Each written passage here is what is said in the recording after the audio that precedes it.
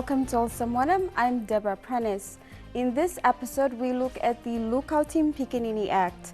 The question is, how much do you know about child protection laws in Papua New Guinea? Here in the studio, we have some of the key people involved in child protection. We have Ms. Anna Solomon from the Department of Community Development, Youth and Religion. She has over 20 years in this department. Dr. Eric Kwa, who is the Secretary for the PNG Constitutional Law Reform Commission. We also have Mr. Asefa Dano, who is Chief of Child Protection, UNICEF. So thank you everyone for your time. Firstly, we'll start off with Dr. Kwa. Can you please identify what do we mean by child abuse in Papua New Guinea? Child must be brought up in a very good environment. The child is being given the full potential to develop fully as a human being. That means that any actions, anything that goes against the principle, that will be abuse. Anything that you do to disturb the child's progress as a human person, you force them into doing a lot of things that they're not supposed to do. You take them away from school for unnecessary reasons. You don't give them the proper shelter. You don't give them the proper beddings. You don't treat them properly. All those will be declared as abuse. So we've tried to make it clear. We need to also try and ensure that bad customary practices are not used to adversely affect the children. And so, we understand the issue of children carrying water to help the parents, the mother, carrying firewood, carrying a bag of cow. That's fine. We're not controlling that. That's normal chores that you have to happen within a community. But the moment you send a child and say, you go and sell the cow at the market, because I'm busy, I'm going to the garden, you go and sell the cow at the market. That will be child labor. We'll catch you on that one. Or you go and you go and sell these things at the shops, like what we see in the towns. Kids go and get some things from a store and then come out and they sell it on the streets. That we will now target the person that is giving the sunglasses or some things that used to be sold in the shops. They're now selling it on the streets. We will now get you because that's child labor. You're using the child to sell your products. I'd like to add to the discussion earlier around what is child abuse. Child abuse is a very broad term. It covers a number of things. So the first thing is physical abuse. So it's physically harming children. It's physically beating children. So that is one area of child abuse. The other forms of child abuse is sexual abuse. It varies from inappropriate touching to molestation to rape. So it's physical, it's sexual abuse. There is emotional abuse where we call children inappropriate words that harms their emotions, their feelings. So that's emotional abuse. There is neglect. We were talking on the radio before, where parents are not taking care of their children. They're using money to gamble, and nobody is really taking care of children. That's when you have resources, but you are actually not taking care of your children. You don't send them to school. You don't make them treat if they are sick, or you don't feed them. Then as far as you have resources, that would become neglect. When we're talking about child protection, what age group are we referring to here? Well, we're referring to children up to 18 years old. Previous family laws, they had conflicting ages. We had some 16, we had some 14, but with this one-stop family law, which Dr. Erikwa explained, we had to repeal a number of laws. This is now the one-stop family law, and the age for a child is up to 18 years old.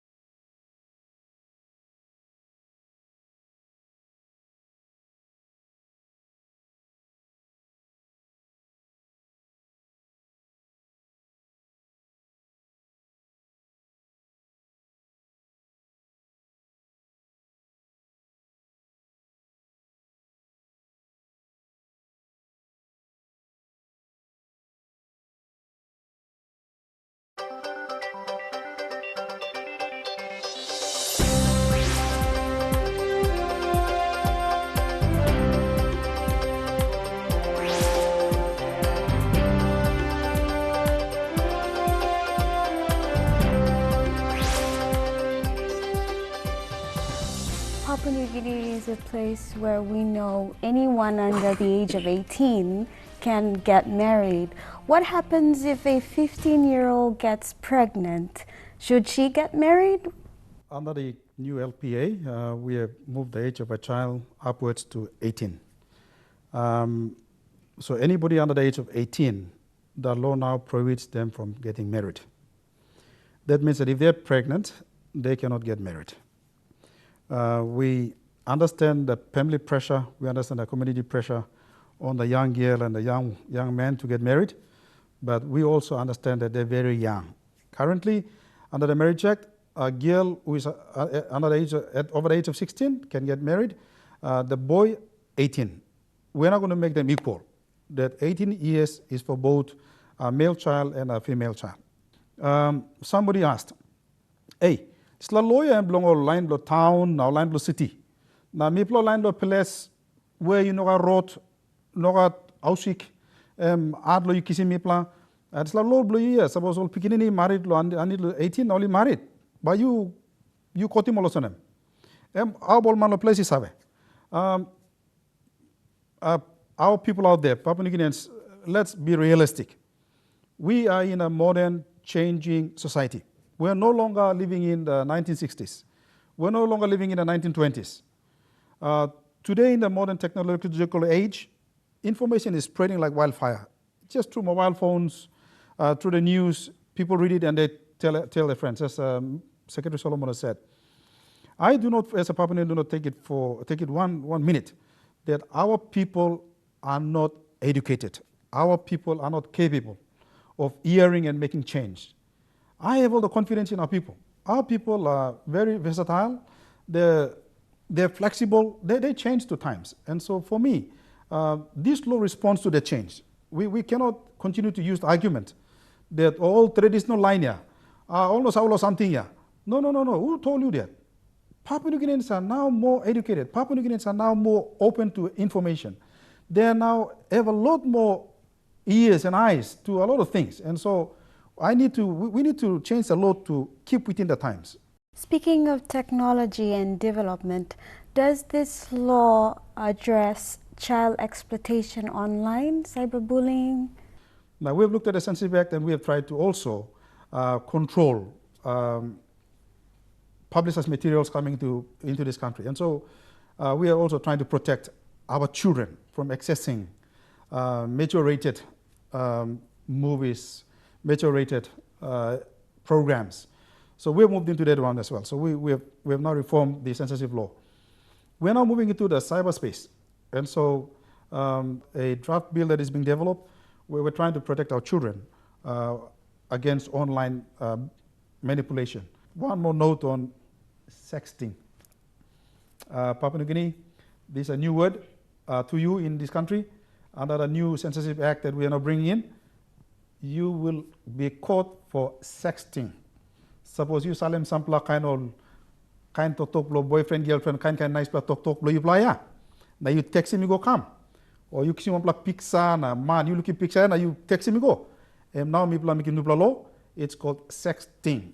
So by illegal.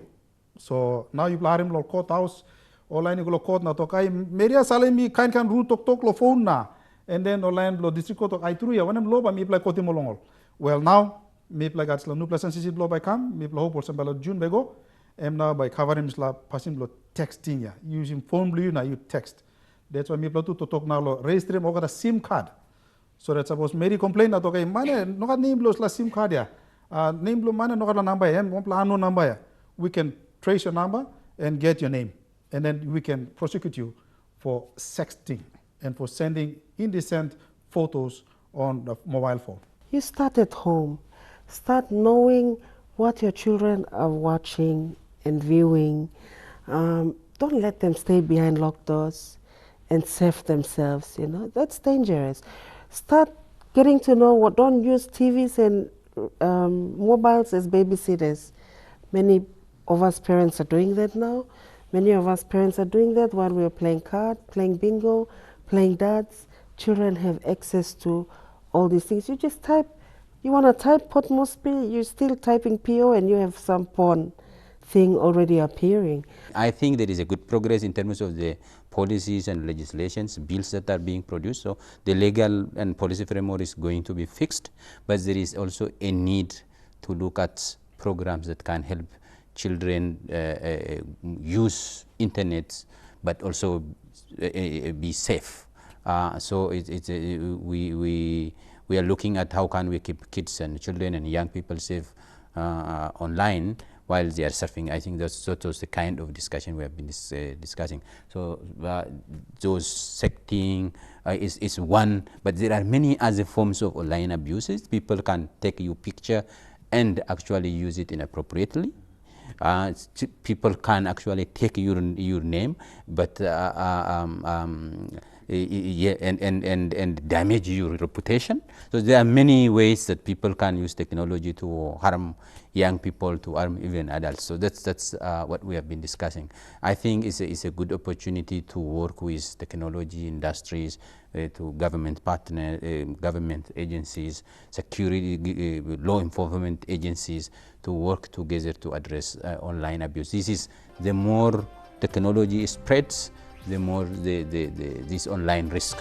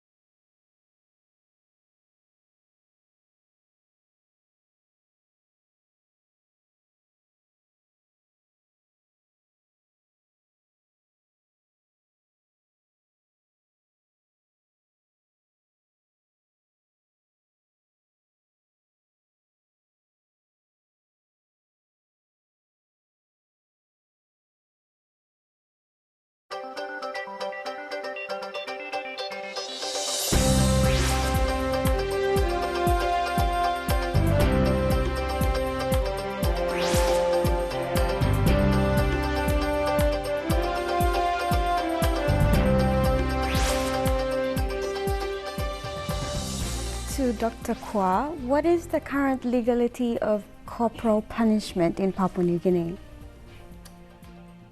Yes, that's a very, Deborah, that's a very interesting issue for us in PNG. Within our communities, within our families, we see a lot of parents using certain items to discipline their children. Under the Lookout the Beginning Act, that would be an assault. Any form of violence against a child. We were talking on the radio this morning, and a parent was saying, "You can't do that. This is Papua New Guinea. I was smacked. I was belted, and see who I am today. And who are you to come and tell me how to discipline my child?" Asefa will tell you that research has shown that there are a lot of other ways to discipline a child. So we have made corporal punishment. We didn't declare it, but by the law, by the definition of abuse, that's now out the window. No more corporal punishment in schools, in any public institutions, even in front of public space. You're belting your child in front of everybody. That will be an offense. And so I'm clear now. Mr. Olsem planti man meri blo yumi bali na ba maslo tok tok blomi. Taso mitu mi like tok Olsem.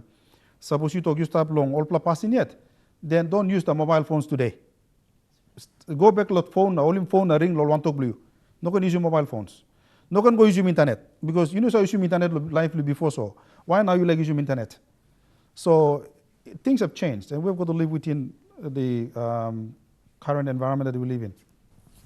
Also, Dr. Kwa, on your experience, how would you describe the trend in the number of court cases in Papua New Guinea for children who've been abused?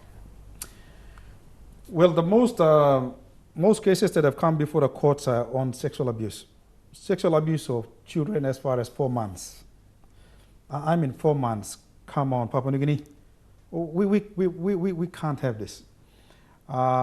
I was one of the main proponents of the death penalty because when I looked at the cases, when I read the cases on the death penalty, I saw the cases, and in a number of those cases, children were involved. Innocent children who were killed, who were just basically slaughtered by the perpetrators. And when I read the cases, that shocked me. This can't be acts done by human beings. It can't be done by sensible persons. And so part of my journey on that other side, trying to protect the community and our family, because this person who is on death row, for example, God came and asked for a scone, 20 scone from a mother. And the mother is sitting with a 2-year-old child. And then the mother says, it's only 20 toya. You kisim no 20 toya so. I'm to nogat. You know, naksim 20 toya. So I'm belat, I'm go kisim one black kroba, come, like killing mama. And then pikinini karai, 2-year-old crying because mama die. I'm killing pikinini too. I mean, what is that to me? I mean, so for me, it's trying to protect the children and the abuse of the children, particularly in terms of sexual exploitation, is so high. We don't want to go and compare ourselves to other countries and say, oh, it's low or it's high. No, by our own standards, it's high. It's unacceptable. We can't compare ourselves to another country. Forget it. Let's just look at our own statistics and compare it between 1975 till now or beyond that. And the statistics show very clearly that our society is gone bad with this kind of offenses. So, yep, we are very, very, very mindful of this. And as I said, we're still going to reform laws to ensure that we protect our children. We provide a safety net by law.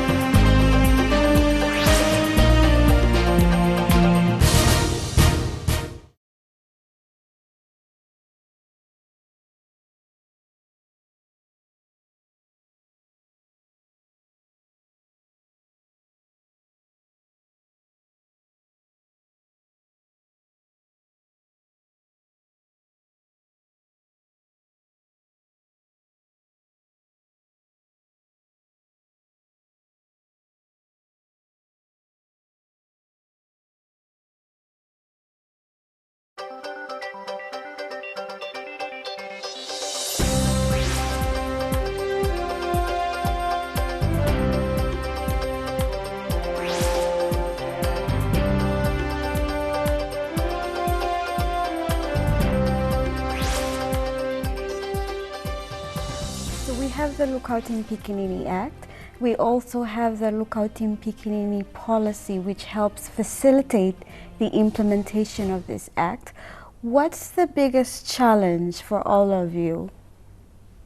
One of the first biggest challenge would be budget. Really getting the funding to strengthen these partnerships and help implement right down to the districts. But there are many things that we can still do without budget. So some of the things that we are doing without funding is some of what you are hearing now, and that has been with a lot of help from our partners such as UNICEF.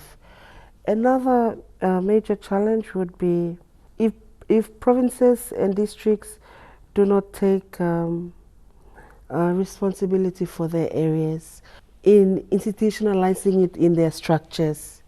Why I say this is because currently as it is, many of the provinces have only 1 or 2 welfare officers, some have nothing. So it means to me at the national level that they do not have anybody on the government structure that's responsible for children's issues or welfare issues in their province. And I'm not talking about the education officer who is responsible for school. I'm not talking about the health. I am talking about child welfare or the protection of children. They do not have offices. So it's a big challenge. And so to help implement this law, there will be, NEC will have to direct in the NEC decisions that go out, provinces to fit in these positions in their structure. So when they review their structures, they must make sure that there are child protection officers on their structure.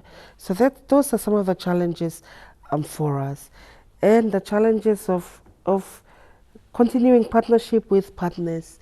Sometimes when you have change of heads, change of, especially heads, then the priority changes and the interest may change, not go from children to some other areas. And and you lose that that gap is there, and because we recognize some of those challenges earlier on, we've catered for many of these partnerships, strengthening these partnerships through law and through the policy as well.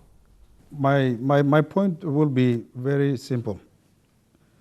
For me, it's about educating our people. Secretary Anna Solomon has just mentioned the issues that we as a government face, and I totally agree with her. But I think throughout the country, every parent is very concerned about their children. If your child is being exploited, then where do you go to? There is the law. If there is a place to find help, there is the policy. It tells you where to go and get help. And so for me, it's our people understanding where the helps are. Where can they go and find help to support them when they're in trouble with the children.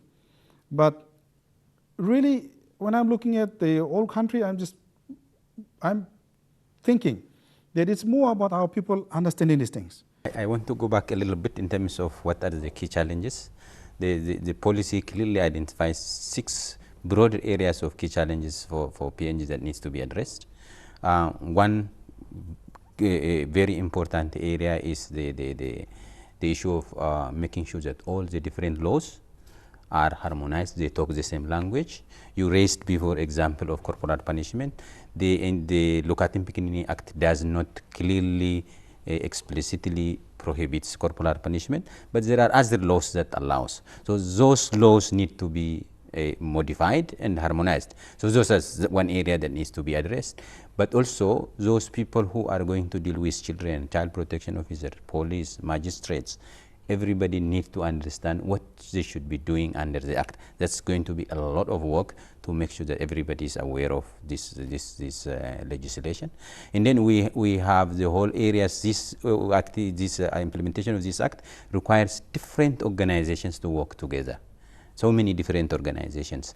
Therefore, there needs to be very strong coordination mechanism that needs to be put in place. That's what Department of Community Development is working on to establish a council, and this council would be at the national, at different level. But getting different agencies to come together, making it to work together is another broad area of challenge that the policy says, okay, we need to do something about it. And then there is the issue of financial investment. Without resources, these acts cannot be implemented. There is a need for resources. Government need to invest. Development partners need to invest. Civil society organizations need to invest in order to make sure that this act is implemented. So that's investment is required.